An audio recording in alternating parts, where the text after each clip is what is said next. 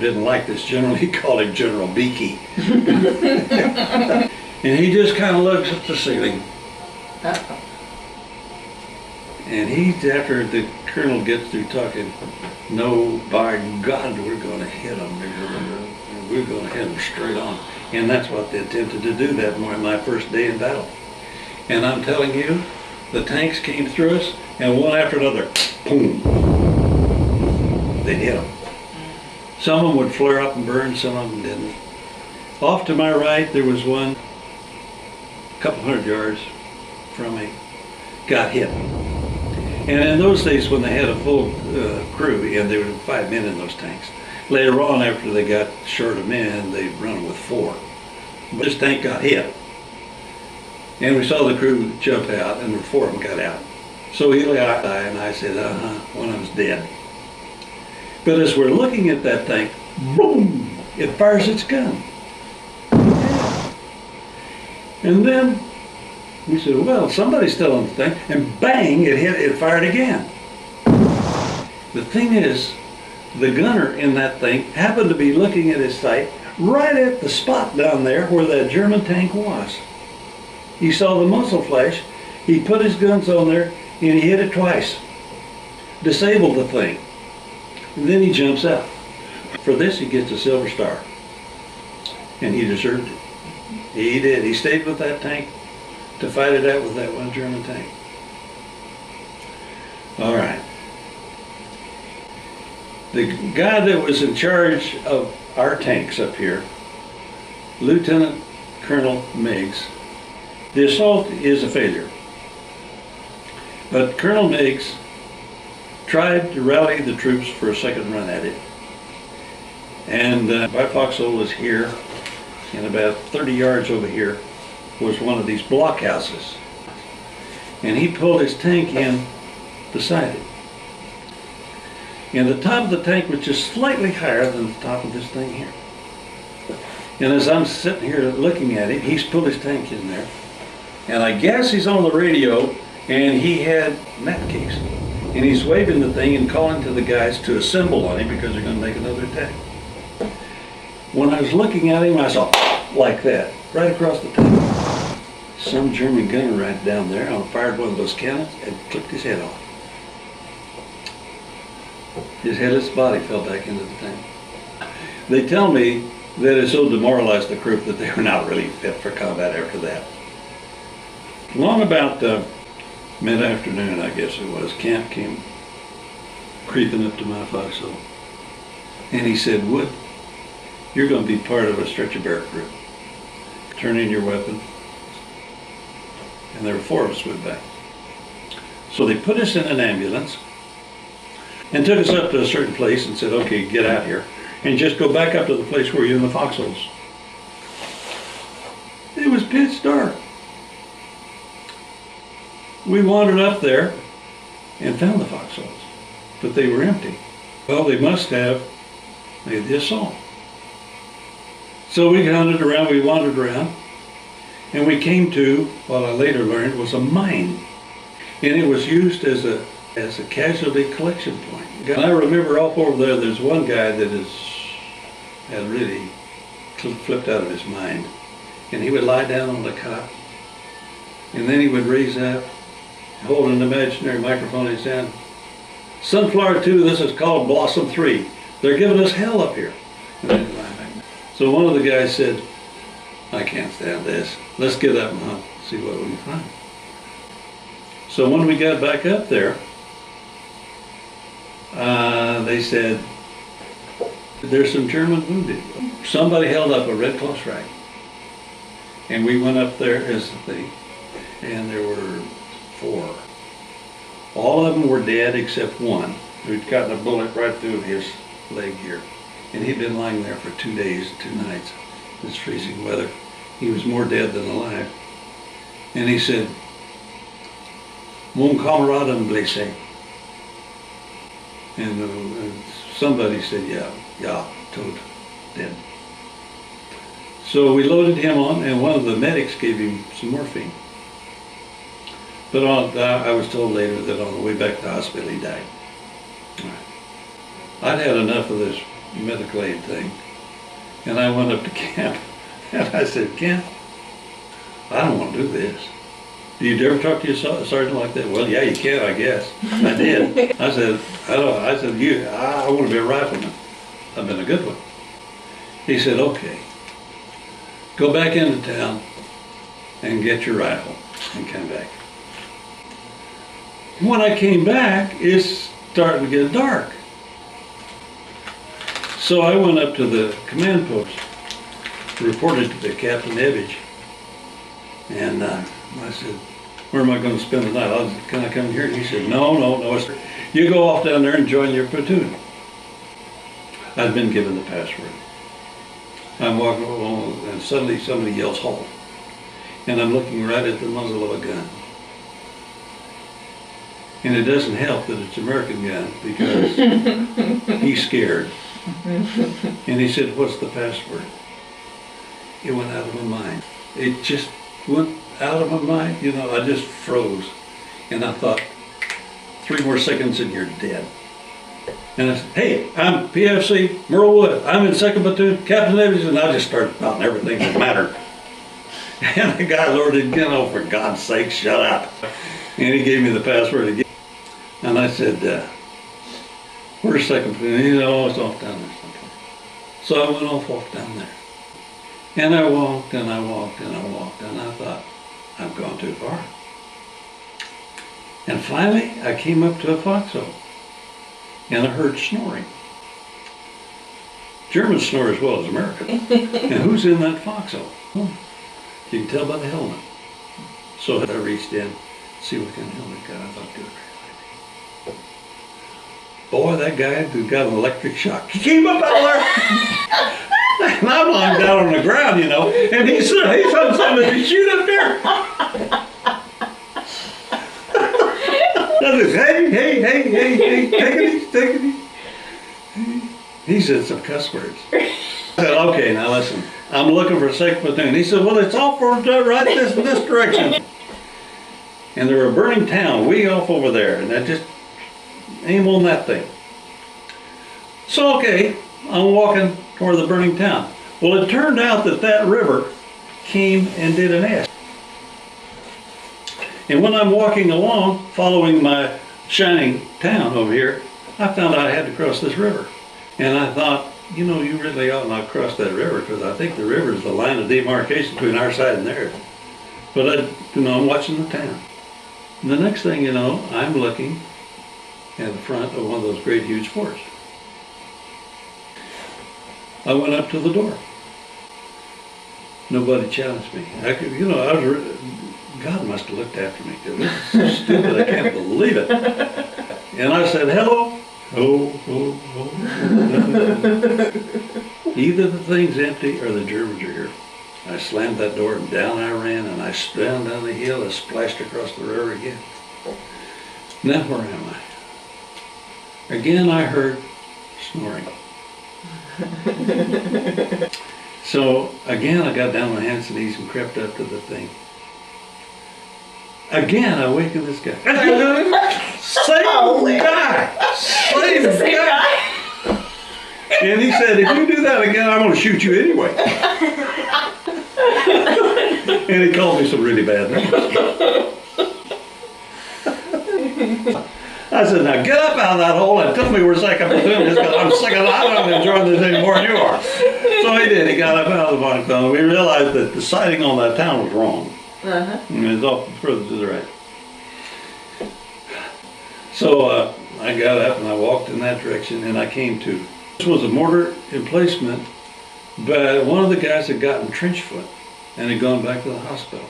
And he said, yeah, you can take that. In fact, I like to have the company. So I spent the rest of the night there. I remembered one night somebody came in off of guard duty,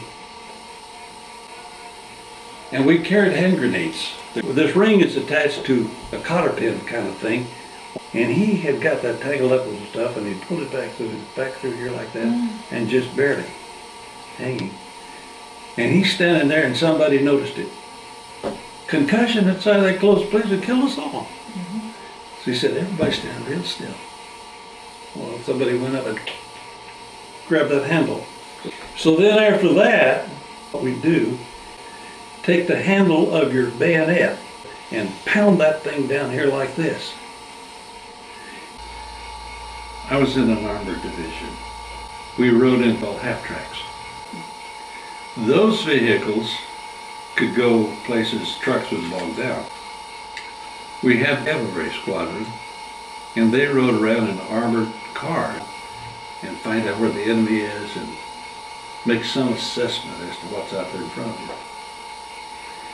Then we had a medical detachment, and we had radios. So if we ever stopped in any one place, and these guys would be out there stringing wires everywhere. That we had the coldest winter they'd had in 20 years, they tell us. And we're out in it more or less all the time. You heard the Battle of the Bulge. After that thing became a failure to the Germans, they had coming up to the front 6 of their strongest divisions. So Rundstedt and Hitler decided, hey, Patton's moved out of that area. These divisions that we've got and haven't used, let's send them in there. Hitler and Rundstedt chose 2 points to make the entrance. One of them was a little town called Reipertsweiler. I wasn't there. But the other one was just north of Strasbourg. It was a little cluster of towns called Hersheim, Gemsheim, Weiersheim.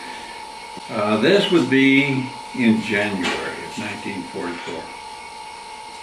But we got to this town of Rohrweiler. We're going to spread out in a long skirmish line. We were going to attack across a kind of a flat plain thing, and we're going to take this town of Hersheim. The defending troops that were already there were from the 42nd Rainbow Division, Infantry Division. And these infantry people had built fortifications for themselves that were really something to see. They didn't have just simple foxholes. They dug them extra big. They cut logs and laid down on top of it, and then put dirt on top of the log. They could take a direct mortar hit and be safe. The concussion would be terrible inside the foxhole, but wouldn't kill them. I should have thought about, why didn't they attack Hersheim? I've learned from the history books that they had, and they'd been defeated, and they had simply withdrawn and established this defense line. So we're going past one of them, and one of the guys down in the foxhole said, "Who are you guys?" And we said, "We're the 12th Armored Division." And they said, "What are you doing here?" And I said, "We're going to take that town right off there." And one of the guys in the foxhole said, "Sure you are." But the trouble was, there was an open space of about 1.5 to 2 miles. As soon as they began to see us form the skirmish line over there, they called their mortar gunners, and the next thing you know, we're in the worst shelling you ever. Oh man! And what you generally do in a situation, throw yourself flat. And I'm lying prone on the ground, and I'm going to dig myself a hole right here. And I would took this over and hit that frozen ground, and would chink out a clod about that big. And I realized this is hopeless. You can't dig in this. This is hard as concrete. But the officers saw that they had us caught in too heavy of a rise. So they ordered us back, and we went back through until we were out of sight. I was in the first squad, which was the command squad for the platoon. We had the radio, of course the lieutenant rode in our half track because he could command everything from it. And we had a radio man, Pat Marcatulli, with him, and he got captured.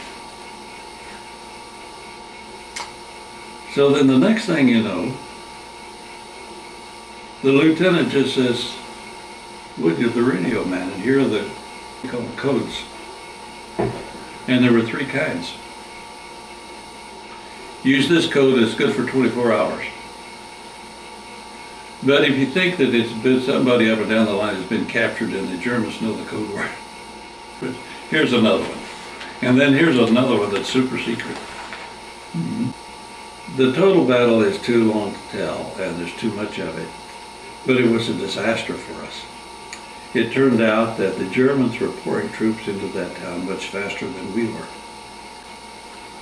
All right, and the next thing I knew, all of them that made to Herlisheim that hadn't been killed, wounded, or captured were back with us again. Then the order was, we're going to make one more big assault.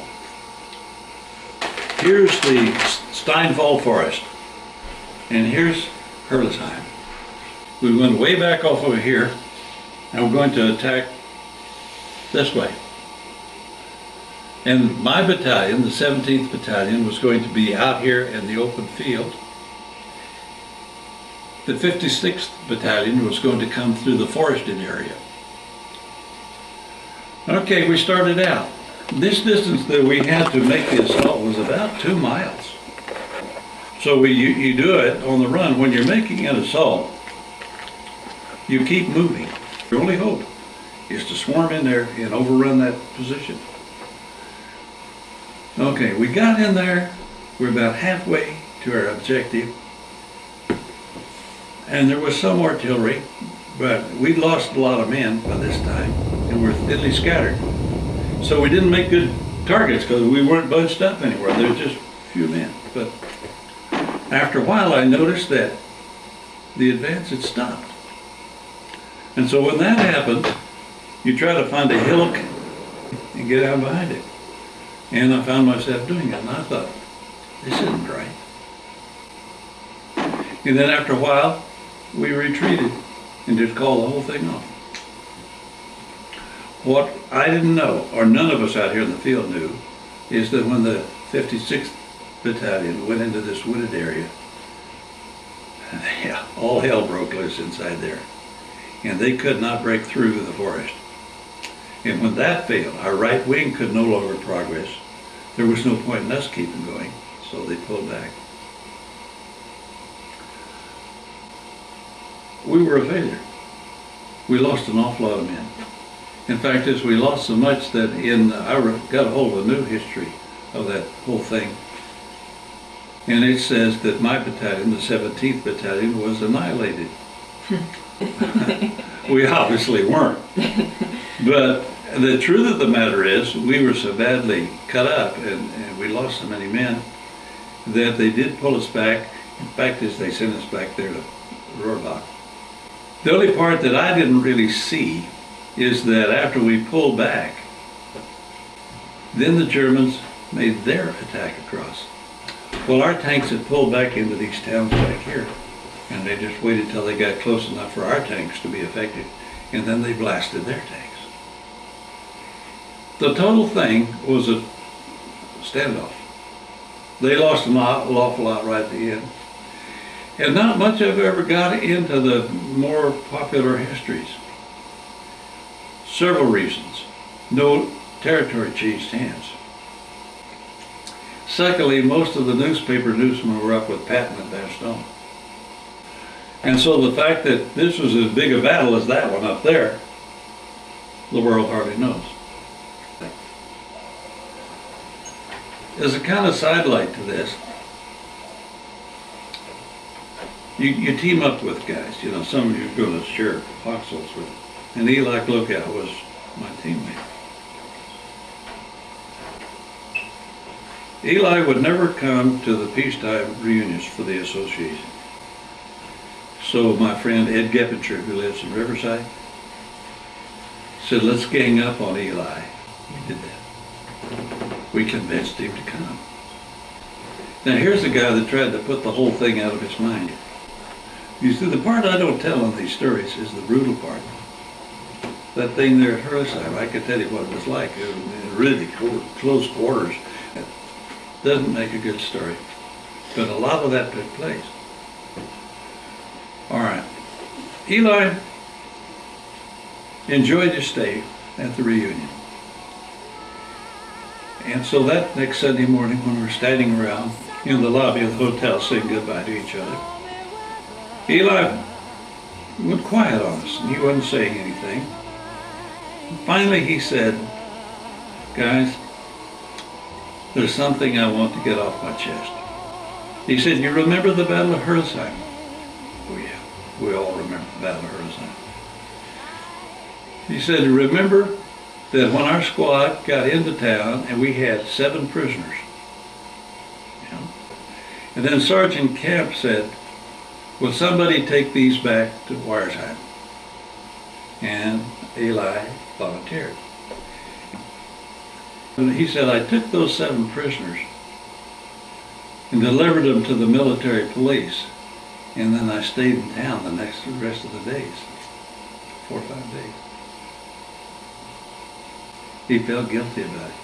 He had felt guilty for 50 or 60 years about it. When he told this thing, Ed Geppinger and I started to laugh. He couldn't understand why anything as serious as this we'd be laughing at. I said, because you're looking at 2 guys who also spent 4 days back in Weiersheim. And what had happened, well, I told you why I was there. I was signing this thing. Ed Geppinger in 1st Platoon had exactly the same assignment. And that's why he was back there. And then we told Eli, by the time you got those prisoners back here to Weiersheim, Sergeant Camp had decided that we are surrounded. There's nothing, we're separated from the rest of the company. And we're not going to accomplish anything except get ourselves killed. Let's get out. The truth is, by the time he did all the delivering of those prisoners to the MPs, there wasn't anybody back here for him to go back to. Besides that, if there had been, the officers would have told him to go back. You didn't just walk away from a combat zone.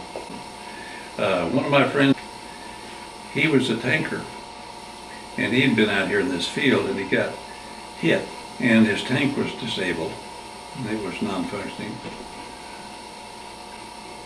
And he jumped out, and the only logical thing to do is go back. My God, the military police back there were collecting people that were leaving the battlefield. You couldn't leave it. They caught you. And he had to explain why in the world he's running away. Well, my tanks no longer exist. But that's the way it was. Okay, so we lost the Battle of Herzheim. And we were so badly cut up that they sent us back to Rohrbach. But from that time on, the battles were like this. We fought in the forest, in the small towns, and we fought almost all the time. You would pause at night. You had to be watchful at night because the Germans had a bad habit. If they thought they could catch you unawares or they had the strength to do so, they'd counterattack. And if you, just as you approached either the dugout line, the foxhole line, or the town or whatever, the tanks would generally stop. And we would rush in to actually get the people in there, shooting as we came. Thing we had to do with the recruits, so the replacements that came to us, is to get them to shoot.